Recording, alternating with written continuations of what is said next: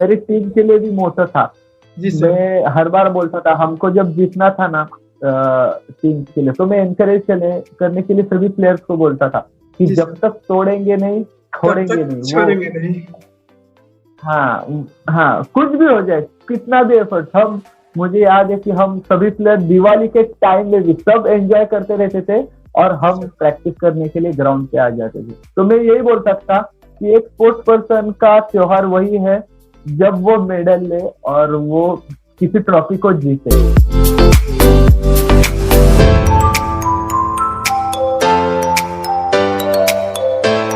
नमस्ते sir and नमस्ते everyone. Welcome in the fourth episode of तकफो टॉक। आज हमारे साथ इस एपिसोड में भारतीय टीम के best player the great legend Prateek Vaikar sir हैं। Prateek Vaikar sir best player है और सर के पास सब जूनियर से लेके अंतर्राष्ट्रीय सभी स्तर के मेडल प्राप्त किए हैं सर ने। सब जूनियर में 2 ब्रॉन्ज मेडल, जूनियर में 1 गोल्ड मेडल, सीनियर में 6 गोल्ड के साथ ही साथ 2 सिल्वर मेडल और अंतर्राष्ट्रीय खेल में भी सर के पास गोल्ड मेडल है। साउथ एशियन गेम्स 2016 में सर ने गोल्ड मेडल प्राप्त किया है और इंडिया वर्सेज इंग्लैंड सीरीज जो कि लंदन में खेला गया था उसमें भी सर ने गोल्ड मेडल जीता है। तो अब आगे की कहानी सर के जुबानी जानते हैं। तो सर नमस्ते सर। नमस्ते। तो सर अब आगे जानना चाहेंगे कि सर आप खो खो कब और कैसे शुरुआत किया था सर? मैंने खो खो मेरी उम्र के 9 साल या 8 साल की उम्र में स्टार्ट किया था। मैंने बेसिकली लंगड़ी खेल से स्टार्ट किया था। लंगड़ी, हमारे स्कूल में लंगड़ी का सिलेक्शन लेने आते थे, लंगड़ी के मैचेस रहते थे। तो मैं अच्छी लंगड़ी खेलने लगा था। तो खो खो के क्लब में से जो लड़के आए थे उन्होंने चूज किया कि कौन कौन अच्छा लंगड़ी खेल रहा है। तो उन्होंने अपने क्लास के बीच में लंगड़ी के मैचेस रखे थे। तो उन्होंने उधर सिलेक्शन किया और वो फिर बोले कि ग्राउंड पे चलो खेलने के लिए, अभी लंगड़ी का आपका सिलेक्शन हुआ है इंटर स्कूल की तरफ से। तो पहले मैंने लंगड़ी ज्वाइन किया था। सबसे पहले मैं बास्केटबॉल प्लेयर था। मुझे बास्केटबॉल अच्छी लगती तो मैंने बास्केटबॉल ज्वाइन भी किया था। 1-2 साल पहले मैं बास्केटबॉल भी खेल चुका था। तो उसके बाजू में ही लंगड़ी और खो खो का ग्राउंड है। तब मेरा बड़ा भाई खो खो खेलता था पर मेरा इंटरेस्ट थोड़ा बास्केटबॉल में था। उसके बाद मैंने जब अच्छा लंगड़ी खेलना चालू कर दिया तो उन्होंने मेरा सिलेक्शन खो खो में कर दिया। तो मुझे लगता है कि 9 साल की उम्र में मैं खो खो को ज्वाइन हुआ और अभी 21 साल हो चुके हैं कि खो खो ही खेल रहा है। आप 21 साल से खो खो खेल रहे हो sir, such a great experience sir. तो सर आप इतने गेम देखे, बास्केटबॉल देखे आपने, लंगड़ी खेल देखा आपने, तो खो खो खेल में आपको क्या ऐसा बेसिक एक अच्छा चीज लगा जिससे आप खो खो को ही अपने कैरियर के रूप में आगे सिलेक्ट किए सर? पहले तो एंजॉय अच्छा खेलता था तो थोड़ा क्या बोलते उसमें इंटरेस्ट आया था खो खो में। तो पहले तो बस यही बात थी कि मैं अच्छा खेल रहा हूँ उसमें, तो मुझे इंटरेस्ट बढ़ने लगा और मुझे लगता है 12 साल की उम्र में मैंने पहला हमारे महाराष्ट्र का डिस्ट्रिक्ट सिलेक्शन मैचेस खेला जब मैं 12 साल का था। और जब 13 साल का हुआ तो मैंने मेरे लाइफ का पहला नेशनल खेला। तो मेरे घर वाले एकदम ठीक थे कि यार हमारे घर में से कोई पहला नेशनल खेला है बंदा, तो बहुत खुश थे। तो वो एनर्जी अलग ही रहती है कि बचपन में जो मिल जाए। एफर्ट भी उतने ही लिए थे क्योंकि मुझे वो गेम ही पसंद आने लगा था, क्योंकि मैं समझ गया था कि क्या गेम खेलना है और कैसे खेलना है। और मैं एकदम पतला सा था बचपन में, मेरी हाइट अभी बढ़ी है। तो मेरे बचपन के फोटोग्राफ आप देखोगे कभी, मैं आपको देखा दूंगा। तो इतना छोटा था तो मेरा मूवमेंट भी फास्ट रहता था, एकदम फास्ट रहता था। तो मुझे इंटरेस्ट अपने आप आने लगा उसमें और फिर मैंने ज्वाइन किया। और फिर करियर के बारे में मैंने इतना सोचा नहीं था कि खो खो के लेकर, बस मुझे अच्छा करना है खो खो के लिए और मैं खो खो के लिए बनाऊं, ऐसा मुझे लगता था। तो मुझे खेलना है और मुझे जीतना है। मैं बस बाकी चीजों पे ज्यादा ध्यान नहीं देता था। फिर अंडर 18 नेशनल हुआ था, उस साल मैं महाराष्ट्र का कैप्टन था। जी सर। 2009 या 10 की बात है। तो उस टाइम महाराष्ट्र की कैप्टनशिप करके वापस आया था, तो महाराष्ट्र स्टेट गवर्नमेंट ने इलेक्ट्रिसिटी बोर्ड का जो निकाली थी, मतलब उधर सर। स्पोर्ट्स के लिए जगह निकाली थी नौकरी के लिए। तो जी मैंने सर। उधर अप्लाई किया और उधर मेरा सिलेक्शन भी हो गया। तो मेरा ध्यान यही था कि अपने आप बेस्ट करो, बाकी सब चीजें तुम्हारे पास आएंगी। तो बाकी कुछ ध्यान नहीं था कि करियर में कुछ ऐसा करना है वैसा करना है, क्योंकि पढ़ाई पे ध्यान देता था। अभी जी सर। मेरा मतलब पढ़ाई भी हुई है, बीएससी क्वालिफाइड हूँ कंप्यूटर साइंस में, और जी एमबीए सर, भी हुआ बीएससी है कंप्यूटर साइंस और पढ़ाई MBA in finance. Finance. Yes. Yes sir. तो करियर पे मेरा फोकस पढ़ाई पे था, पर मुझे बस स्पोर्ट्स में ऐसा लगता था कि मुझे जीतना है और मेरा बेस्ट देना है, मैं इस गेम का बेस्ट बनूंगा। उसी टाइम से मुझे ये लगता था। तो करियर में मतलब वो जॉब भी ऑफर हुआ और जॉब भी मिल गई। जी सर।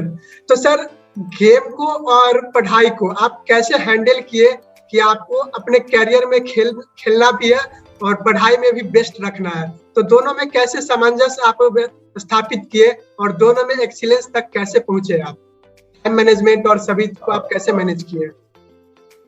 मैंने बचपन से मतलब मेरे माँ से, मेरे पापा से सीखा है, जो भी टाइम करो वो दिल से करो। मतलब मैं पढ़ाई भी हाँ जितना टाइम करता था तो वो उतनी टाइम एकदम परफेक्ट करता था कि मुझे बस पढ़ाई करनी है, अभी बाकी कुछ नहीं। जब मैं खेलता था तो मैं यही ध्यान, अभी भी मैं वैसा ही हूँ कि जब भी मैं प्रैक्टिस करूंगा तो मैं यही ध्यान रखता हूँ कि मुझे प्रैक्टिस ही करनी है, मुझे क्या गेम करना है। ये मैं मतलब मेरे प्रैक्टिस के बाद में मैं सोचता हूँ कि यार मैंने आज क्या गेम किया, आज मैंने क्या किया, और प्रोग्रेस धीरे धीरे ही रहती है। तो मेरे हर रोज एक टाइम रखता था कि उस टाइम जब मैं अब पढ़ाई करूँ तो मैं पढ़ाई ही करूंगा। उस टाइम कोई टाइम पास नहीं, कुछ नहीं। और मैं टाइम पास जब करूंगा तो टाइम पास ही करूंगा। तो मैं कंफ्यूज नहीं रहता था कि यस, पूरा इन्वॉल्वमेंट चाहिए। भले तुम 1 घंटा करो, 2 घंटा करो। मेरी पढ़ाई 2 घंटा ही शाम की रहती थी, पर मैं एकदम एक्यूरेट और उसी में डूबा रहता था कि मुझे पढ़ाई ही करनी है अभी। जी सर। तो सर, जो एक डायलॉग है ना कि बी इन टाइम, तो आप एक टाइम में रहते थे और उसी में रहते थे ताकि आप जो भी करें परफेक्शनिस्ट के साथ करें। यस, जो भी अगर परफेक्शन नहीं हो पर अपना पूरा एफर्ट देने की मैं कोशिश करता हूँ कि 100% से भी ज्यादा तुम कोशिश करो कि वो टाइम तुम अच्छी तरह यूटिलाइज कर सको। क्योंकि क्या है, अगर तुम सभी जगह पर सब करने जाओगे तो नहीं होगा। मतलब अगर तुम पढ़ाई कर रहे हो और स्पोर्ट्स के बारे में सोच रहे हो तो ऐसा नहीं चलता। अगर तुम स्पोर्ट्स कर रहे हो, मतलब तुम प्रैक्टिस कर रहे हो अपनी खो खो की, और तुम पढ़ाई के बारे में या कुछ अलग फ्रेंड्स लोगों के बारे में कि आज मैं इधर बाहर जाऊंगा, इधर कुछ करूंगा, तो वो नहीं होता। तुम्हें स्पोर्ट्स, अगर तुमने वो टाइम स्पोर्ट्स के लिए रखा है, प्रैक्टिस के लिए रखा है, तो तुम प्रैक्टिस के बारे में ही सोचो। जी सर। ऐसा वो मैनेजमेंट वही करना चाहिए सर। जी सर। तो अब अगले क्वेश्चन की तरफ बढ़ते हैं सर। आपका फेवरेट स्किल कौन सा है और आप उसे कैसे एक निपुण तरीके से उसमें आप महारत हासिल किए सर? मेरा फेवरेट स्किल है डिफेंस, और अटैकिंग में है पोल डाइव और एक्शन पे जो हम बाहर निकालते हैं प्लेयर, वो मेरा मेन स्किल है। पर मुझे सबसे अच्छा लगता है तो डिफेंस, बल्कि मैं डिफेंस ऑलराउंडर की तरह ही खेलता हूँ। और मुझे क्या लगता है कि डिफेंस में तो जो हम शैडो प्रैक्टिस करते हैं पहले से, आजकल के बच्चे क्या करते हैं, सभी फास्ट गेम हुआ है तो फास्ट की तरफ जाते हैं। मैंने बचपन से क्या सीखा था कि तुम परफेक्ट करो उसके बाद पास करो। अभी के बच्चों को क्या हो रहा है कि वो शैडो प्रैक्टिस करते हैं पर परफेक्ट शैडो प्रैक्टिस नहीं रहता उनका। मतलब मैं जो ध्यान देता था मेरे स्किल पे कि पोल टर्न अच्छे से हो, ताकि कभी भी मैं आऊँ नींद में भी नींद से जाग कर भी आ जाऊँ, पर मेरा पोल टर्न अच्छा ही हो। क्योंकि मैं पोल टर्न सबसे ज्यादा स्किल में क्या रहता है महाराष्ट्र में कि पोल पे लेके जाओ और उधर मारो, और हमारे क्लब का भी वही है कि पोल पे लेके जाओ। बाकी इधर उधर कोई जरूरत नहीं कि तुम्हें पास करना है या एकदम स्पीड से करना है। तुम पोल पे लेके जाओ या अच्छे से चेंजेस मारो रिंग गेम में तो तुम्हें विकेट मिलता है। तो मैंने वही स्ट्रॉन्ग किया था मेरा कि शैडो प्रैक्टिस में मेरा पोल का प्रैक्टिस कैसे फास्ट हो। तो मैंने पोल का उस पर बहुत ध्यान दिया था कि पोल टर्न मेरा डिफेंस करते टाइम अच्छे से टर्न हो, बाकी तो मैं सीख जाऊंगा कि 369 सर। तो सभी सीखते हैं, पर उधर आके सबका गड़बड़ होता है, किसी वो पोल डाइव पे मरते हैं और कभी एक कभी डोज उनको मिलता है। एक्शन, हाँ एक्शन बेड से बाहर निकलते हैं, यस सर। 2 वाला एक्शन करके पोल डाइव मारते हैं, फिर निकलते। मेरा वो ध्यान रहता है कि उस टाइम उधर विकेट नहीं देना है, तो शैडो प्रैक्टिस में मैं ज्यादा ध्यान दे रहा हूँ फुटवर्क पे। और पोल डाइव तो वो भी मेरे नितिन सर करके थे, क्लब के नव महाराष्ट्र संघ के नितिन सर थे, तो उनसे मैं देख कर सीखा। उन्होंने हमारी प्रैक्टिस भी लिया था बहुत बार कि कैसे मारना है और कैसे प्लेयर्स को फंसाना है। अगर तुम 1 स्टेप मार रहे हो पोल, तो वो प्लेयर को दिख जाता है। जी सर। अगर तुम जिस टाइप में तुम पोल टर्न करते हो, उसी टाइप में तुम पोल डाइव लगाओगे, तो तुम्हें चांसेस 100% की तुम्हें प्लेयर मिलेगा। और मैंने वही चीज ग्रास्प कर ली थी कि पोल डाइव मारो, पर उसी एक्शन में मारो जिस एक्शन में तुम पोल टर्न कर रहे हो। तो उसमें एकदम बेटर हुआ और दिन ब दिन मेरा स्किल वो बढ़ता गया। जी सर। सर खो खो खेलते हुए होता है लाइफ में कभी उतार चढ़ाव आता है, कुछ कठिनाइयां आती है, आप उस सब कठिनाइयों को कैसे सामना किए और अपने आप को कैसे तराशे एक बेस्ट प्लेयर के रूप में? क्या हुआ था, मैं अभी पुरानी थोड़ी बात बताता हूँ। 2012 और 2013 को मैं नेशनल खेला था, और 2014 को मेरा मतलब थोड़ा मैं बीमार था, थोड़ा परफॉर्मेंस एक लेवल की हुए थे, तो नेशनल में नहीं खेला था। तो मुझे लगा अभी सभी को लगा था कि प्रतीक खत्म हो चुका है। तो उस टाइम बहुत एकदम एम्ब्रेसिंग लगा था कि नहीं यार, इतना खेल के भी क्या हुआ है। तो उस टाइम मैंने प्रैक्टिस पे फोकस किया, मेरे बेसिक्स पे फोकस किया। मैंने ऐसा नहीं किया कि यार जाने दो, अभी ये करेंगे वो करेंगे, किसी पे रखेंगे कि इसने नहीं किया उसने नहीं किया। मैंने खुद को जिम्मेदार रखा उसके लिए कि मैं नेशनल में कैसे सिलेक्ट नहीं हुआ। फिर वो 1 साल मुझे याद है, मैंने एक बार भी छुट्टी नहीं लिया था प्रैक्टिस से, कि नहीं मुझे करना ही है, चाहे कुछ भी हो जाए। इस बार मैं किसी को दोष भी नहीं दूंगा और किसी को जिम्मेदार भी नहीं ठहराऊंगा कि इसमें नहीं हुआ, मैंने इसमें, और मैं मेरे पूरा एफर्ट दूंगा कि मुझे ये करना ही है। तो उतार चढ़ाव तो होते हैं, बस मेंटली आपको सेटिस्फाई उसमें रहना है कि सेल्फ बिलीव आप अपने आप पे रखे रहे, जिससे आप अपने प्रैक्टिस को कंटिन्यू रखें सर। यस, मैंने सेल्फ बिलीव रखा है क्योंकि मैं करूंगा। और उसके अगले साल ही मुझे याद है कि हमने रेलवे को हराया था 2015 में। तो मैंने वो पूरा प्रैक्टिस किया था। 2014 में मैं नेशनल नहीं खेला था, 2012 में खेला, 2013 में खेला, 2014 में नहीं था। और 2015 में जब मैंने वापसी की तो हम महाराष्ट्र की टीम ने रेलवे को भी हराया था, और उस टाइम मेरा परफॉर्मेंस भी एकदम हाई था। जी सर, और उसमें आपने गोल्ड भी मेडल जीता था सर। हाँ। तो सर अब नेक्स्ट क्वेश्चन की तरफ बढ़ते हैं सर। सर आपके कोच कौन है और वो आपको किसी बड़े टूर्नामेंट के लिए कैसे ट्रेनिंग देते हैं, कैसे आपको तैयार करते हैं सर? देखो, मेरे कोच अभी डिफरेंट लेवल पे डिफरेंट थे। मतलब मैं जब अंडर 14 पे था तो हमारे अरविंद पटवर्धन सर करके थे, दिनकर सर करके थे। तो उन्होंने हमें बेसिक सिखाया था कि कैसे खो खो खेला जाता है। तो वो उस टाइम वो थे एकदम बचपन में, मतलब 10-11 साल की उम्र में। उसके बाद 13-14 की उम्र में जब मैं नेशनल खेला तो मेरा कोच मेरा बड़ा भाई था, सनत वाईकर। जी सर। वो कोच था, उसने मुझे थोड़ा कॉम्पिटिटिव के लिए तैयार किया कि पूरा प्रैक्टिस कैसे ले जाए और कैसे खेलना है, थोड़ा मेंटली कैसे खेलना है। तो उसने थोड़ा प्रिपेयर किया मुझे। फिर उसके बाद अंडर 18 के तक आते हमारे सर शिरीन गोडबोले सर हमारी प्रैक्टिस लेते थे। और फिर अभी जब ओपन में आए तो श्रीरंग इनामदार सर भी थे और शिरीन गोडबोले सर भी थे। श्रीरंग इनामदार हमारे अर्जुन अवार्डी थे। तो उन्होंने फोकस करना सिखाया कि खुद पे ध्यान दो, जो सामने वाला कर रहा है उससे मतलब वो देखो ही, पर खुद के ऊपर विश्वास रखो। तुम क्या अच्छा कर सकते हो उससे बहुत ज्यादा ध्यान दो और वो अच्छा करने की कोशिश करो।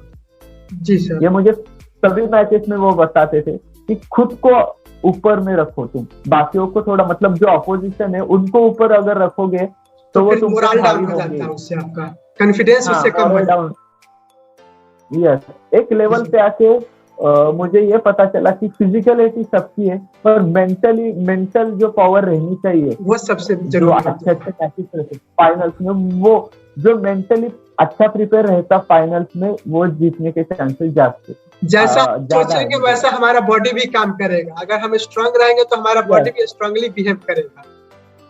यस, कभी कभी क्या होता है हम खुद को भी बेवकूफ बनाते हैं, मतलब प्लेयर्स लोग होता है तो वो उनको डर लगता है अंदर से, पर वो दिखाते नहीं है, पर वो इसीलिए तुम्हें अंदर से फील करना होगा कि तुम जीत रहे हो या तुम्हें क्या करना है, तुम्हारा क्या किस पे ध्यान है।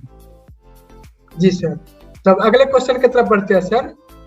ये जो कोरोना के कारण जो लॉकडाउन हुआ था सर, उससे आपके प्रैक्टिस, आपके गेम स्किल कैसे प्रभाव हुआ और आप कैसे फिर उसको ओवरकम किए, कैसे आप फिर नए सिरे से ट्रेनिंग स्टार्ट किए सर? एक्चुअली कोरोना का इतना ज्यादा इफेक्ट नहीं हुआ, बस इतना इफेक्ट हुआ कि हम मिल नहीं पाते थे सभी, पूरे टीम के पूरे बच्चे। एक्चुअली ये स्पोर्ट्समैन रहता ही ऐसा है, चाहे कुछ भी हो जाए, तूफान आ जाए, आंधी आ जाए, पर वो प्रैक्टिस या अपने गेम के बारे में सोचना बंद नहीं करता, उसे क्या करना है। तो कोरोना आया था तो हमारे मतलब मेरा घर बड़ा है, हमारे टेरेस पे पूरी जगह थी, तो हम मैं 4-5 लड़के लेके हम रोज सुबह और शाम प्रैक्टिस करते थे। मेरे पास वो सभी वीडियो भी है कि हमने वो बनाए थे कि कोरोना टाइम में ऐसे अलग अलग जगह पे जो पास में रहते थे, तो वो बंदे हम क्या करते थे कोरोना काल में, सुबह लॉकडाउन पीरियड नहीं रहता था या कोई रिस्ट्रिक्शन ज्यादा नहीं रहती थी, उस टाइम हम क्या करते थे, 5-6 लोग मिलते थे और रोड पे प्रैक्टिस करते थे। रोड पे प्रैक्टिस करने के बाद में हमारे टेरेस पे आ जाते थे, तो मेरा टेरेस एग्जैक्टली खो-खो के ग्राउंड की इतना ही है। तो हमने क्या किया था, उसको ग्राउंड बना लिया था और उससे ही प्रैक्टिस करते थे, एजिलिटी ट्रेनिंग करते थे। हमें क्या मालूम था कि एजिलिटी करना है, ट्रेनिंग करना है और खुद की बॉडी को बस आउट ऑफ नहीं जाने देना है, आउट ऑफ गेम नहीं जाने देना, बस गेम में कंटिन्यू रखना है। जब भी ग्राउंड शुरू हो जाएंगे हम खो खो की प्रैक्टिस थोड़ा कर लेंगे, पर बाकी जो प्रैक्टिस फिजिकली फिट रहना है, एजिलिटी मेंटेन रखना है, स्टेमिना मेंटेन रखना है, तो हम सब ने मिल के, मतलब सभी मेरे टीम का ये पॉजिटिव पॉइंट है कि उन्होंने भी नहीं छोड़ा कि नहीं भैया कर रहे हैं, भैया बोल रहे करना तो हमें तो करना ही है, तो सब मिलके हम करते थे। फिर कोरोना का सब ओवरकम कर दिया हमने, हमारा रिजल्ट भी अभी अच्छा है महाराष्ट्र में, तो हमने प्रैक्टिस करना नहीं छोड़ा था और हमने बेसिक वही रखा कि प्रैक्टिस करो, रिजल्ट अपने आप आ जाएंगे। जी सर, प्रैक्टिस करो और परफेक्ट बनो, रिजल्ट अपने आप अपने हाथ में सर। तो सर एक अभी जो हाल ही में सीनियर नेशनल चैंपियनशिप हुआ था, उसमें आपको खेलते हुए आपकी उंगली में फ्रैक्चर हुआ सर, लेकिन आपने उस टूर्नामेंट को छोड़ा नहीं, टूर्नामेंट खेलते रहे, मैच खेलते रहे। उतने बड़े इंजरी के बाद भी आप इतना मोटिवेशन और इतना पॉजिटिव थिंकिंग कैसे लाए सर, वो आप हमारे दर्शकों को बताने का ट्राई करें सर। उस टाइम मतलब वो अनएक्सपेक्टेड ही था कि एकदम से फिंगर उसी टाइम में गिरा, पर मेरे ध्यान में यही था कि हाल ही में मेरे मतलब मुझे लड़का हुआ नेशनल के दौरान ही। जी सर। हाँ, तो मैंने उस टाइम भी यही सोचा था कि मैं इतनी दूर आया क्यों हूँ, सब छोड़ छाड़ के, मतलब फैमिली को छोड़ के, वाइफ को छोड़ के इतना दूर आया क्यों हूँ, क्योंकि खेलना है मुझे बस, और ये इंजरी मुझे खत्म नहीं कर सकती, ये मेरे पहले जहन में था कि ना। और उसके बाद हमारा टीम का जो बैलेंस था वो मेरे ऊपर बहुत डिपेंड था, क्योंकि मैं हर बार फर्स्ट बैच खेलता हूँ, इस बार मैं सेकंड बैच खेल रहा था, तो ये इंजरी हमारे टीम बैलेंस पूरा बिगाड़ सकती थी, ये मुझे मालूम था। और हमारा नेक्स्ट मैच था कोल्हापुर के साथ, कि वो अगर टीम बैलेंस बिगड़ जाए तो मुझे मालूम था कि कुछ भी हो सकता है और मैं वहां पर नहीं रहूंगा अच्छे से, मतलब मैं मेंटली नहीं रहूंगा, फिजिकली मुझे कोई प्रॉब्लम नहीं रहती, बस वहाँ पे आपका प्रेजेंस आपके टीम के लिए काफी था सर। काफी था, वही तो। और मैं अगर थोड़ा डल हो जाता था, मतलब थोड़ा एकदम हाँ नहीं यार मैं इंजर्ड हूँ, चोट के बाद खेलता। थोड़ा सा वो नर्वसनेस हो जाता है सर। वही तो, वो टीम के इम्पैक्ट कर सकता था, तो मुझे ये नहीं चाहिए था कि मैं मेरी टीम डाउन होकर खेले या कुछ भी खेले। मैं यही चाहता था कि मेरी टीम तूफान से खेले, और वो एनर्जी उन्होंने भी मुझे दी और मैंने भी उनको दे दी। तो वो टीम का एकदम अच्छा गेम हुआ, और जब भी कोल्हापुर के साथ था तो उस टाइम मुझे भी मालूम नहीं था इतना क्या हो सकता है। और हमारे क्लब के sir, Inamdar sir, Shirin sir बोलते थे जी सर। कुछ भी हो जाए, कुछ भी, जी सर। पाव टूटे या कुछ भी हो जाए, जब तुम खेलने का डिसाइड किया है तो तुम्हें खेलना ही पड़ेगा, चाहे कुछ भी हो जाए। टीम हारनी नहीं चाहिए, बस चाहे कुछ भी हो जाए। ऐसा ऊपर मुझे से आप एक मराठे हैं सर, और मराठा कभी हार नहीं मानते हैं सर। हार नहीं मानता, वो भी है। छत्रपति कि शिवाजी महाराज वो हमें ये एक ग्रेट इंस्पिरेशन देके गए हैं सर। वो है, मेरे लाइफ में बहुत उनका इम्पैक्ट है छत्रपति शिवाजी महाराज का। मैंने जो मेंटल प्रिपरेशन किया है वो उनके बुक्स, मैं ज्यादा से ज्यादा बुक्स रीड करने की कोशिश करता हूँ कि मैं उनको रीड करूँ। वो कैसे ट्रीट करते हैं दुश्मन को, वो अपने डेली लाइफ में लाओ। जी सर। अगर दुश्मन नहीं है इधर, पर अपोजिट टीम वाले मैच के टाइम तो दुश्मन ही रहते। जी सर। हाँ वही तो, अपोनेंट तो है, तो उनको वो अपनी डेली लाइफ में वो कैसे तुमको ओवरकम करना है, उनको कैसे फैक्टरिंग करना है अपनी स्ट्रेटेजीज को, जो कर्णिकावा बोलते हैं, वो उनका इम्पैक्ट ज्यादा है मेरे ऊपर। तो सर मैं मानता हूँ उनको। अभी वो इंजरी कैसा है सर, और ठीक हो गया सर? हाँ अभी ठीक है, मतलब जख्म तो भर गया ये देखो, पर अभी स्वेलिंग है और बेंड नहीं होता। ये देखो वो अभी धीरे धीरे बेंड होगा सर आफ्टर फ्यू टाइम। हाँ धीरे। तो अभी तो ठीक है, मैं नेशनल कैंप भी करके आया, तो बाकी किसी के लिए प्रॉब्लम नहीं है, पर थोड़ा है पोल टर्निंग में थोड़ा सा दिक्कत होता होगा।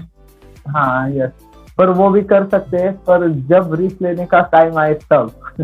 अभी तो फिलहाल इतना ही ध्यान है कि मुझे इंजरी अच्छी करनी है और पहले जैसी रिकवरी ज्यादा से ज्यादा करनी। जी सर। तो अब अगले क्वेश्चन की तरफ बढ़ते हैं सर। आप इतना बड़े मतलब प्लेयर है, गेम में इतना आप अपना एनर्जी झोंक देते हैं, अपना सब कुछ गेम में दे देते हैं, तो आप खो खो को अपने लिए कैसे परिभाषित करेंगे कि हाँ मेरे लिए खो खो ये चीज है और मैं इसे ये मानता हूँ? आप कैसे परिभाषित करेंगे खो खो को? खो खो के लिए मैं क्या बोलूं, खो खो मेरी पूरी जिंदगी अभी खो खो ही है, क्योंकि जो भी है मैं खो खो के वजह से हूँ। खो खो ने मुझे दिया है बहुत सारी चीजें दी है, मुझे जॉब दिया है, मतलब जॉब दिया है, मतलब पूरा ही मेरी फैमिली उस पर डिपेंड है। मैं उसी पर कमाता हूँ, तो खो खो की वजह से आज ये हाल पे एकदम फाइनेंशियली ओके हूँ। बाकी जो नाम है, सभी शोहरत है, वो खो खो की वजह से मिले। तो खो खो के बारे में क्या बोले, अभी उसी की वजह से मैं हूँ आज। अगर खो खो नहीं होता मेरी लाइफ में तो शायद ही मैं इधर, मतलब आज हम इंटरव्यू भी नहीं ले पाते कभी, कि इसीलिए खो खो है। तो मतलब वो बहुत ही दिल के करीब है मेरे, कि कुछ भी हो जाए खो खो के लिए कुछ भी कर सकते। Kho kho as like oxygen है हमारे खो खो कम्युनिटी के लिए। हाँ वही तो, ऑक्सीजन है। और कुछ मिला भी ना हो फिर भी मैं डेडिकेटेड ही रहता, क्योंकि ये गेम ही ऐसा है एकदम। ये गेम ही ऐसा है कि आप चाह के भी इसे छोड़ नहीं सकते हो।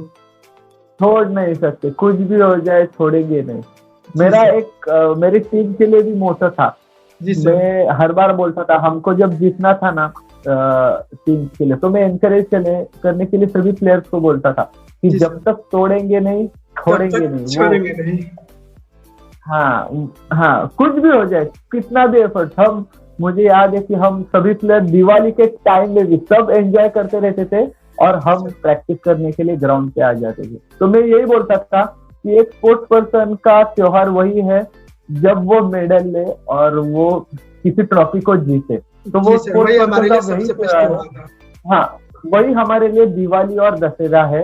तो ये ध्यान में रखो, अगर उस टाइम हमारा फर्स्ट मेडल लेंगे और फर्स्ट नंबर लेंगे, उसी टाइम हमारी दिवाली और दशहरा है। बाकी सब स्पोर्ट्समैन के लिए कुछ भी नहीं है। जी सर। तो सर अब अगले क्वेश्चन की तरफ बढ़ते हैं सर।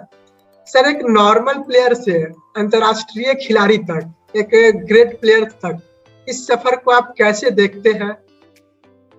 एक बहुत ही शानदार जर्नी है।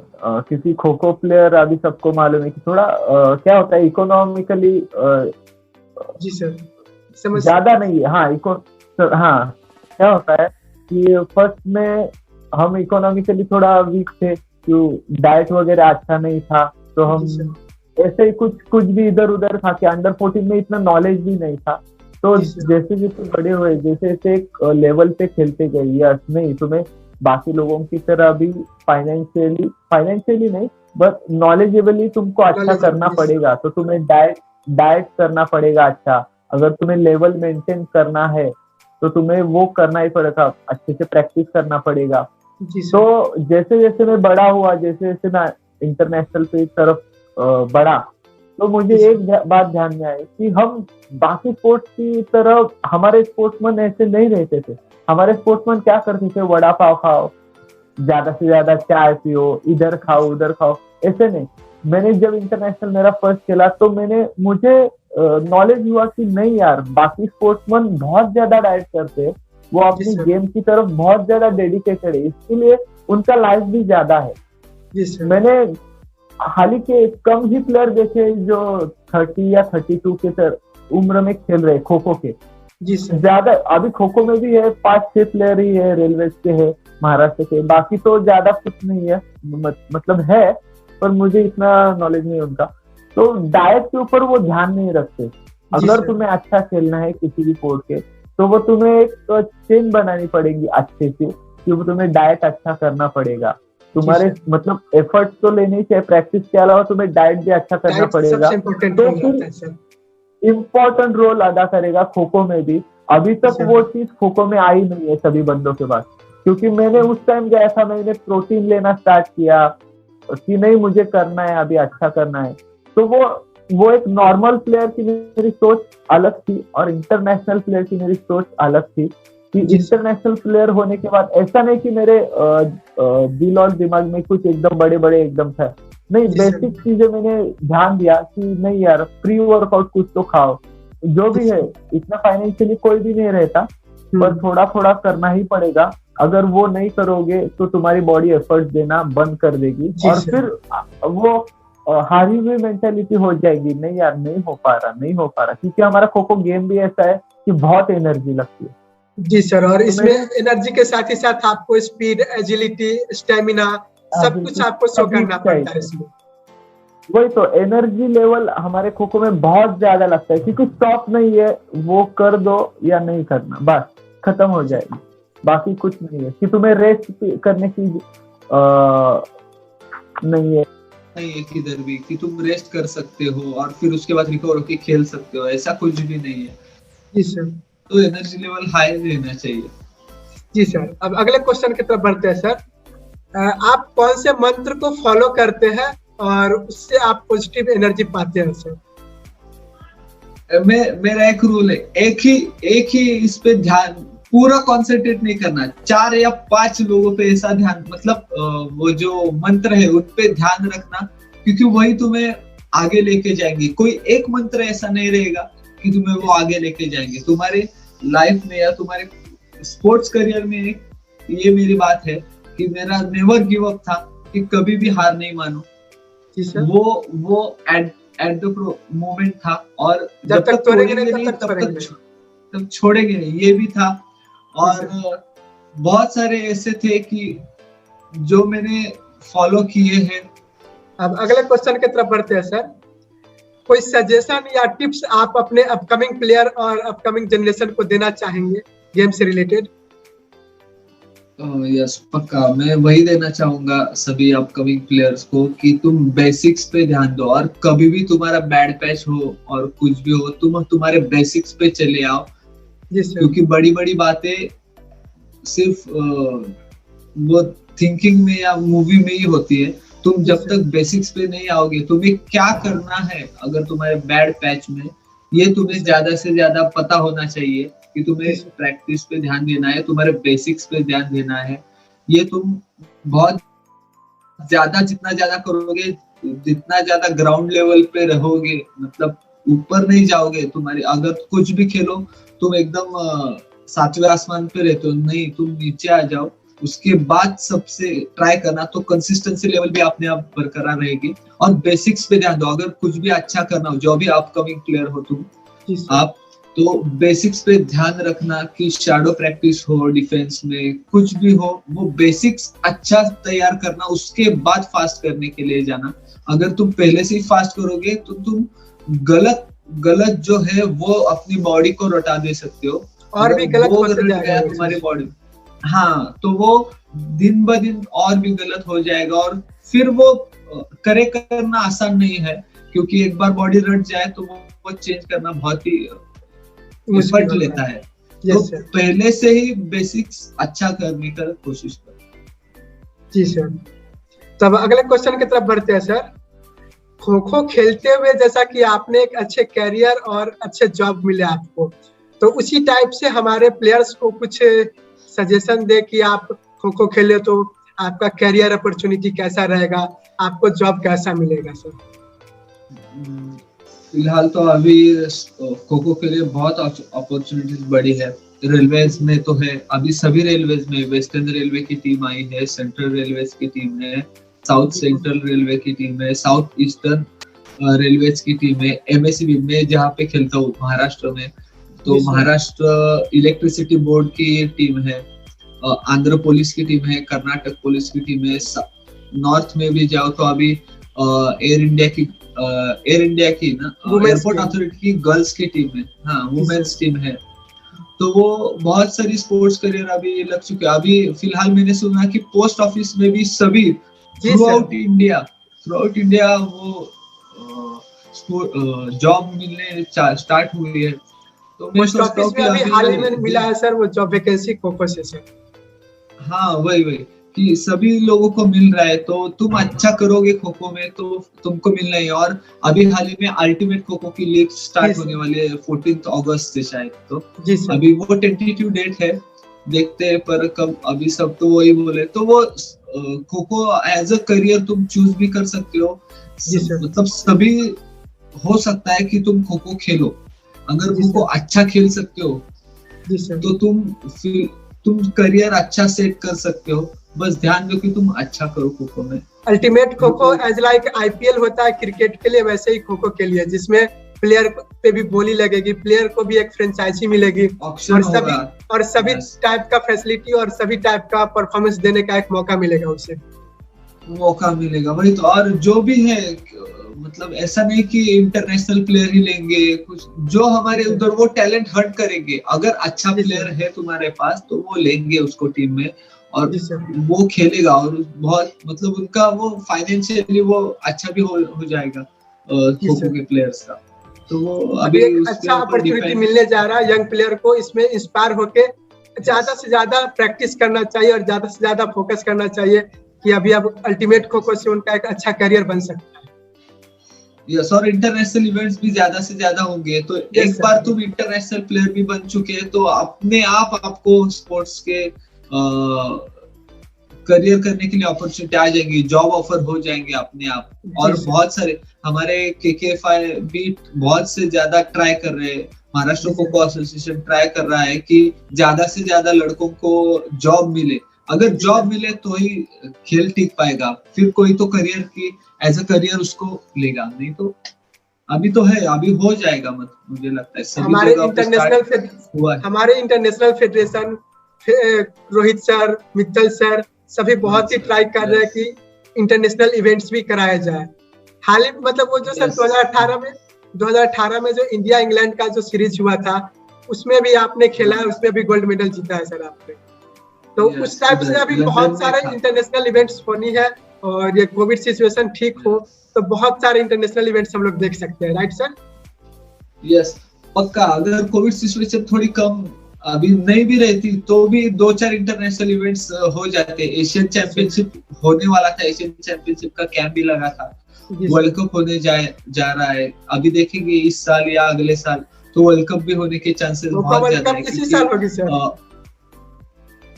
वो अभी वो इंटरनेशनल फेडरेशन डिसाइड करेंगे, फिर भी वो होने वाला है, ये हमें मालूम है कि कभी कब होगा ये अभी वही बता सकते हैं, क्योंकि अफ्रीकन कंट्रीज में खो खो बढ़ रहा है, यूरोप में बढ़ रहा है, एशिया में तो है ही, बढ़ चुका तो है। और ज्यादा बढ़ रहा है, तो जी सर। बढ़ चुका है ये बाकी देशों में।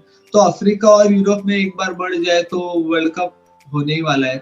हर रोज वीडियो आ रहे हैं कि जी सर। अफ्रीका में खो खो बढ़ रहा है, हाँ ये टीम, केन्या में टीम आ रही है, साउथ अफ्रीका की टीम आ रही है, घाना की टीम आ रही है, वही तो जमैका की टीम आ रही है। तो खो खो बढ़ रहा है और तेजी से बढ़ रहा है।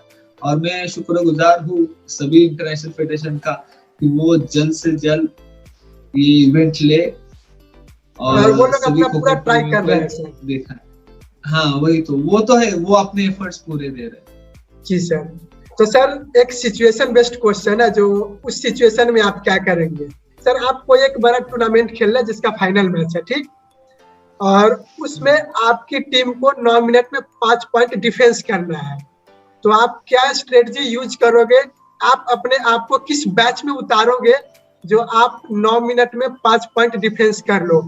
और समझ लीजिए कि सामने की टीम रेलवे की टीम है, उस समय में आप क्या स्ट्रेटजी यूज करोगे सर?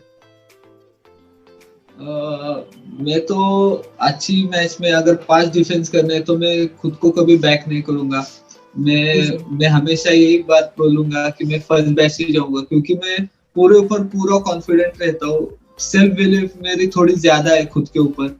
मतलब ऐसा नहीं कि कुछ भी हो जाए, जब मैं नहीं खेल पाता तो मैं मतलब ये बोल देता हूँ, पर मेरा सेल्फ बिलीफ अच्छा है कि मैं कर सकता हूँ, तो मैं खुद को फर्स्ट बेस्ट पे रखूंगा। और मैं मेरे ट्राई करूंगा कि जो बेस्ट 3 डिफेंडर्स है मैं खुद को रखूंगा फर्स्ट बेस्ट पे, और 2 जो बेस्ट डिफेंडर्स है हमारे टीम के, मैं उनको ऊपर खिलाने की कोशिश करूंगा। और उसके बाद जो सेकंड बैच है वो सेट कर दूंगा। पर मेरे मेन जो 3 डिफेंडर्स है जो ज्यादा खेल सकते हैं, हाँ 2 मिनट या 2.5 मिनट जो अच्छे खेल सकते हैं पूरे कॉन्फिडेंस से, और मुझे बिलीव है कि वो कर सकते हैं, तो मैं उनको खिलाऊंगा। क्योंकि पहले बैच अगर खेलेगी तो सेकंड बैच को चांस है कि तुम कुछ ज्यादा टाइम निकाल कर सकते हो। हाँ, अगर फर्स्ट बैच की 1-2 विकेट इधर उधर चले गए तो सेकंड बैच वो मैनेज कर नहीं, अभी नहीं हो पाएगा। हाँ वही तो, अगर फर्स्ट बैच में अगर 5 या 6 मिनट आ जाए तो सेकंड बैच के लिए हो जाएगा, उनके लिए कुछ तो बचेगा कि नहीं यार तुम कर सकते हो, 3 मिनट 2 लोगों में या 3 लोगों में तुम कर सकते हो, तो और आपने ये पहले किया है, कॉन्फिडेंस आ जाए। आपने ऐसा पहले किया है sir, 52nd senior national championship जो कि छत्तीसगढ़ में हुआ था, आपने 3.25 मिनट डिफेंस किया था सर। वो वीडियो हम भी आज देख रहे हैं, यूट्यूब पे अवेलेबल है। क्या ही मतलब नेक्स्ट लेवल का डिफेंस किए थे सर आप। 3.25 मिनट का डिफेंस, वो मैच अभी भी याद है हमें सर। हाँ वो लास्ट मिनट में, लास्ट सेकंड्स में चला गया था। जी सर, जी सर। तो सर इसी के साथ अब एक नॉर्मल जो राउंड होता है उसका क्वेश्चन खत्म होता है, और अब बढ़ते हैं रैपिड फायर क्वेश्चन की तरफ। तो सर आपका फेवरेट क्या है? स्काई डाइव, पोल डाइव, डॉजिंग? डॉजिंग। आपका फेवरेट जर्सी नंबर और इसके पीछे रीजन क्या है सर? 11 नंबर है। उसका रीजन यही है कि मैं जब अंडर 14 पे था तब मेरा 11 नंबर मुझे मिला था, जो कि साइज मेरे जैसा था। फिर उसके बाद मैंने ये ट्राई किया कि 1 नंबर मतलब 1 नंबर रहता है, इक्का रहता है, और 11 नंबर मतलब हुकुम का इक्का। जी सर। हाँ डबल तो हुकुम का इक्का, इसीलिए मैंने वो नंबर अपने आप को आसानी कर दिया कि बचपन से मेरे मतलब मुझे 12 साल की उम्र से मेरा 11 नंबर है, तो आज भी मैं 11 नंबर ही रहता हूँ। ऐसा नहीं कि बीच में किधर बदला, मैंने 11 नंबर ही लिया है। जी सर। तो मेरा ये मानना है कि एक नंबर, हाँ यस, ट्रम्प कार्ड, इसीलिए मैंने नाम भी रखा था। वो एक्चुअली मेरा गेमिंग नेम था कि मैं जब भी गेम खेलता तो मैं ऐसा नेम रखता था कि ट्रम्प कार्ड, हुकुम का इक्का। तो मेरा नंबर का वही है, 1 नंबर मतलब इक्का और 11 नंबर मतलब हुकुम का इक्का। ओके सर, अब नेक्स्ट क्वेश्चन की तरफ बढ़ते हैं सर। आपके फेवरेट प्लेयर कौन है सर? कुणाल, मेरा बड़ा भाई कुणाल वाइकर, जो रेलवेज में काम करता है। तो वो रेलवेज की तरफ से खेला है। हम 2012 की नेशनल में महाराष्ट्र से और वो रेलवेज की टीम से ऐसा खेले हैं, अलग अलग टीम तो में अपोनेंट। मुझे लगता है उसमें कुछ नहीं, बहुत यस, हाँ मेरा सगा बड़ा भाई है, क्योंकि मैं उसकी तरफ देख के थोड़ा बड़ा हुआ। मैं उसको मेरा अपना थोड़ा आइडल भी मानता था खो खो में, कि उसके जैसा खेलना है मुझे। जी सर। तो सर नेक्स्ट क्वेश्चन की तरफ बढ़ते हैं। सर आपका फेवरेट टीम कौन है सर? मेरी टीम नव महाराष्ट्र संघ मेरी फेवरेट है एकदम से। फेवरेट अपोनेंट टीम की तरफ बढ़ते हैं सर, जिससे आप हमेशा भिड़ना चाहेंगे। वो 2-4 टीम है। एक तो रेलवेज तो है ही नेशनल में, इसको क्योंकि कंटेंडर भी अच्छा रहना चाहिए, तभी अच्छा खेलने का मजा है। जी तो रेलवेज है, विहंग क्रीडा मंडल है, जय हिंद मंडल है, और महात्मा गांधी है, और हिंद केसरी भी, सांगली की जो टीम है हिंद केसरी। हाँ, तो वो टीम, क्योंकि वो तगड़ी टीम के सामने अच्छा परफॉर्म करोगे तो ही मजा आएगा, नहीं तो कुछ भी नहीं। सर आपके फेवरेट मूवी स्टार कौन है? ऋतिक रोशन। ऋतिक रोशन। सर ऐसा कौन सा गाना है जो आप सुनते हो तो आप पॉजिटिव और मोटिवेटेड फील करते हो sir? Favourite music? Milkha Singh का, मिल्खा सिंह की मूवी का, और उससे पहले आशाएं करके एक गाना था, आशाएं की। जी सर। हाँ यस, वो मेरा फेवरेट गाना था।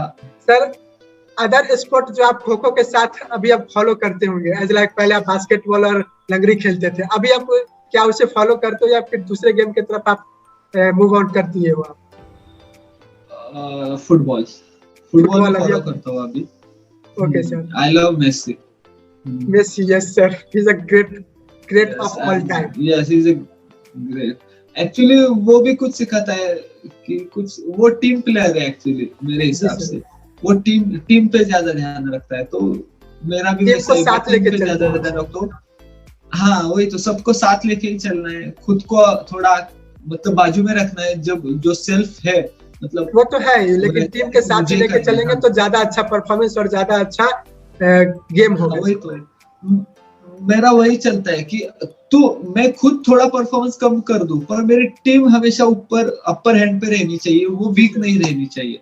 उनको ज्यादा से ज्यादा अच्छी तरह खिलाने की मेरी आदत रहती है। मेरा खुद का परफॉर्मेंस थोड़ा कम हो जाए तो भी चलेगा, कोई दिक्कत है, लेकिन टीम अच्छी खेलेगी तो ही मैं जीतूंगा। ये एक टीम गेम है। हाँ, जीतेंगे तो यस, वही तो, उनको लेके चलेंगे तो भी। मैं खुद 3 मिनट खेलूं, 4 मिनट खेलूं, वो ज्यादा मायने नहीं रखता अगर मैं हार जाऊं। पर मैं 1.5 मिनट या 2 मिनट ही खेलूं, पर मैं जीत जाऊं तो वो ज्यादा मायने रखता है मेरे लिए। जी सर। नेक्स्ट क्वेश्चन की तरफ बढ़ते हैं सर। आपका अनफॉरगेटेबल मैच कौन सा है सर? एनिवेस ऑल इंडिया का, और रेलवेज को जो हराया था 2 बार। जी सर। तो वो मेरा अनफॉरगेटेबल मैच है। और एनिवेस ऑल इंडिया मतलब नव महाराष्ट्र संघ की जो गोल्ड कप रहता है हमारा, ऑल इंडिया रहती है टूर्नामेंट 2015 में, तो हमारा क्या हुआ था, इक्वल पॉइंट्स हुआ था, और जय हिंद टीम को हमको किसी भी हाल में हराना ही था, क्योंकि अगर नहीं हरा पाते तो हम 3rd प्लेस पे चले जाते, और अगर जीतेंगे तो 1st प्लेस। तो वो मेमोरेबल मैच था कि उनको हमने हराया था। वो लगातार 2 बार, हमारी पिछली बार ऑल इंडिया जीत चुके थे, तो इनका वो 3rd टाइम था कि जय हिंद मंडल 3rd टाइम इन अ रो जीतने वाले थे। तो वो मेमोरेबल मैच था कि उनको हराया, कि बस अभी उनको हरा देंगे, तो वो बहुत ही मेमोरेबल मैच। सर मैट अभी जो खो खो में इंट्रोड्यूस कर दिया गया है, और पहले हम लोग सॉइल पे मड पे खेलते थे, तो मैट वर्सेस मड आप किसे सिलेक्ट करेंगे खेलने के लिए सर? अभी इंटरनेशनल कंडीशंस मैट के ऊपर है, पर मैं सिलेक्ट करूंगा मड को ही, क्योंकि अपना इंडिया का गेम है। अगर डेवलप करना है तो मड पे, वही तो, मड पे भी कर सकते हैं। क्योंकि अगर अभी सभी व्यूअर्स हमारे अगर एनिमेस ऑल इंडिया देखने के लिए आ जाएंगे, तो उनको पता लगेगा कि ग्राउंड और मड के सरफेस भी कितने अच्छे और प्लेन कर सकते हैं, कि कोई धुआं मतलब मिट्टी नहीं उड़ रही होती, सभी एकदम अच्छी तरह, एकदम इंटरनेशनल इवेंट की तरह रहता है। पर अभी इंटरनेशनल कंडीशन ऐसे कि मैट के ऊपर खेलना ही है, तो वक्त के साथ बदलना ही पड़ेगा। जी सर, अगर गेम को तो मेरा पूरा सिलेक्शन लेना पड़ेगा। अगर कुछ है जो गेम को बैक कर रहा है तो बदलना पड़ेगा वक्त के हिसाब से, पर मेरा तो सिलेक्शन मड के लिए जाता है। उधर जो फील है वो बाकी किधर, वो नेचुरल फील है, उसमें ग्रिप अच्छा होता है, उसमें इंजरी कम होता है। इंजरी कम, यस। और वो जो नेचुरल मोमेंट है जो मिट्टी के ऊपर आती है, वो और भी अलग है। जो हाँ मैट के ऊपर पूरा अलग खो खो देखने को मिलता है, पर मिट्टी के ऊपर अगर मैच हो जाए तो तुम्हें एकदम से अलग खो खो देखना पड़ेगा। जी सर। सर कोई अपोनेंट क्लब जिसके तरफ से आप खेलने का इच्छा रखते हो कि हाँ मुझे भी इस क्लब के तरफ से कभी खेलना चाहिए? फिलहाल तो नहीं है, क्योंकि मेरा क्लब ही इतना बड़ा है कि मैं खुद को शुक्रगुजार मानता हूँ कि मैं पुणे में पैदा हुआ और एनएमएस क्लब मैंने ज्वाइन किया। तो फिर ऐसा कुछ नहीं कि हाँ नव महाराष्ट्र संघ के कि उस क्लब से मैंने खेलना चालू कर दिया। तो फिलहाल तो ऐसा नहीं है कि कुछ अगले क्लब से या कुछ नहीं, मैं इसी क्लब से खेलना चाहूंगा और जब भी रिटायर होगा इसी क्लब से ही रहना चाहूंगा। जी सर। सर कोई भी बड़े मैच से पहले क्या आप लोग भी नर्वस होते हैं सर? यस बिल्कुल, नर्वसनेस ये ह्यूमन टेंडेंसी है, बट उसको कंट्रोल करना वो प्रैक्टिस और वो आपकी थिंकिंग है। नर्वसनेस सभी को आती है, मुझे तो ऐसा लगता है। मैंने खुद को भी देखा है और मैंने बहुत सारे प्लेयर देखा है जो नर्वस फील करते हैं सबके चेहरे, क्योंकि वो ह्यूमन टेंडेंसी है कि एक कुछ है बड़ा करना है या कुछ है तो वो प्रेशर आता है, पर जो अच्छे से अच्छा हैंडल करता है वो जीतने के चांसेस ज्यादा है, चैंपियन कहलाता है। वो ओवरकम करना हमको अपने प्रेशर को मैनेज लाना चाहिए, मैनेज करना कि कैसे करा जाए और कैसे सब कुछ ये मैनेज किया जाए। जी सर। तो अब अगले क्वेश्चन की तरफ बढ़ते हैं सर। फ्यूचर में अगर आप पर कोई मूवी बने तो आप कौन एक्टर को अपना रोल प्ले देखना चाहेंगे sir? Ranveer Singh. Yes sir. और हम उम्मीद करते हैं कि आप पे भी जल्द मूवी बने, आप एक ग्रेट प्लेयर हो और आप पे मूवी बने ताकि एक हमारे खो खो कम्युनिटी को इंस्पिरेशन जो अभी मिल रहा है वो और भी अच्छे तरीके से आपकी कहानी उन तक पहुंचेगी और वो इंस्पायर होगी आपसे। Yes thank you so much. आप ये सोच सकते हैं मेरे लिए भी। ये सर बहुत जरूरी है सर वो, क्योंकि आप लोग की स्टोरी से ही हम लोग इंस्पायर होते हैं और हमारे खो खो कम्युनिटी जो आगे के फ्यूचर है उन्हें इंस्पिरेशन मिलेगा कि हाँ हमारे सीनियर प्लेयर कैसे किस दौर से गुजरे हैं और हमें कैसे तैयारी करना चाहिए, हमें कैसे रहना चाहिए जो उनके जैसा हम लोग बन सकते हैं। Yes thank you so much. जी सर। अब नेक्स्ट क्वेश्चन की तरफ बढ़ते हैं सर। एनी वर्ड फॉर आपके जो फैन है और आपके जो वेल विशर्स है उनके लिए आप कुछ कहना चाहेंगे सर? पहले तो मैं उनका thank you so much, because all of you I am here and उनकी वजह से मैं आज हूँ, क्योंकि फैंस नहीं रहेंगे और सभी वेल विशर्स नहीं रहेंगे तो मजा ही नहीं आएगा गेम में या कुछ करने में या कुछ अचीव करने में। तो वो है मेरे लिए है मेरे को और अच्छा परफॉर्मेंस करने के लिए वो एनर्जी देते हैं मुझे कि नहीं तुम अच्छा करो, हम तुम्हारे साथ है और चाहे कुछ भी हो जाए, मैं थोड़ा वीक भी खेलूं फिर भी वो मेरी साथ नहीं छोड़ते। सभी फैंस लोग, उनको मालूम है कि नहीं ये बंदा कर सकता है तो वो मेरे पीछे है और उसी वजह से आज मुझे वो एनर्जी है और वो मुझे एक मोटिवेशन है कि मुझे करना है, सबके लिए करना है। वो बिलीव करते हैं मुझ पे और मुझे वो करना है, तो मैं सभी लोगों को थैंक्स बोलता हूँ। आपके फैन फॉलोइंग इतना है कि इंस्टाग्राम पे अभी एक फैन पेज भी आपका बन चुका है और वो आपको बहुत अच्छे से फॉलो भी करते हैं। उम्मीद करते हैं आपको और भी दिन दुगने रात चौगुना फैन फॉलोइंग बढ़ते रहे और आप इसी तरह तरक्की करते रहे सर। यस और मैं बहुत ही थैंक यू उनका भी कि वो मुझे इतना चाहते हैं। मुझे भी मतलब पहले था पर इतना मालूम नहीं था कि वो इतना चाहते सभी मुझे, तो मैं सभी लोगों का बहुत ज्यादा शुक्रगुजार हूँ कि जी सर तो अब मुझे इतना चाहते हैं और थैंक यू, ऐसे ही चाहते रहना मुझे।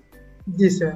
तो अब मीटिंग को खत्म करते हुए एक अंतिम क्वेश्चन आपसे पूछना चाहेंगे सर। जो हमारा ये जो सीरीज चल रहा है द खोटक और हम जो खो खो चैंपियंस पेज चलाते हैं, इसके लिए आप कुछ कहना चाहेंगे सर? ऑफ कोर्स मैं इसी क्वेश्चन के लिए मैं रुका था इतने टाइम, क्योंकि खो खो चैंपियंस जो कर रहा है अभी खो खो के लिए मोटिवेट कर रहा है सभी लोगों को, इंस्पिरेशन ये स्टोरीज लाके सबको जो इंटरेक्शन करवा रहा है सभी के साथ, वो बहुत ही ज्यादा फायदेमंद है और खो खो के लिए बहुत हेल्पफुल है। जो काम आप कर रहे हो वो बहुत ही मतलब वो जरूरी काम है खो खो के लिए, वो आप कर रहे हो। आपकी ये जिम्मेदारी उठाई खो खो के लिए, तो मैं आपका भी थैंक यू हूँ कि आप खो खो के लिए ये कर रहे हैं। जी सर। वो बहुत ही जरूरी चीज है, मुझे लगता है कि जो इंटरेक्शन होना चाहिए खो खो प्लेयर्स जो खेल चुके हैं और जो अपकमिंग है, तो एक खो खो चैंपियंस एक प्लेटफॉर्म, हाँ वही तो, वो एक प्लेटफॉर्म है कि जो ये जो दोनों प्लेयर की जो दूरी है वो मिटा रहा है। ये खो खो चैंपियंस ये कर रहा है, जो बीच में वो बहुत ज्यादा फायदेमंद रहेगा। और हम लोग ट्राई करते हैं कि ज्यादा से ज्यादा एक प्लेयर को सपोर्ट दे सके, उन्हें ज्यादा से ज्यादा मोटिवेशन दे सके, उन्हें रिकॉग्नाइज कर सके। यस, तो ये बहुत बहुत अच्छा काम कर रहे हैं kho kho champions. All the best to you. Thank you sir. और इसी के साथ हमारा क्वेश्चन खत्म होता है सर, और आपको भी धन्यवाद देना चाहेंगे कि आपने इतने कीमती वक्त से हमारे लिए कुछ टाइम निकाला और हमारे इस शो में आके हमारे एपिसोड को बहुत ही अच्छा बनाया है sir. Thank you very much.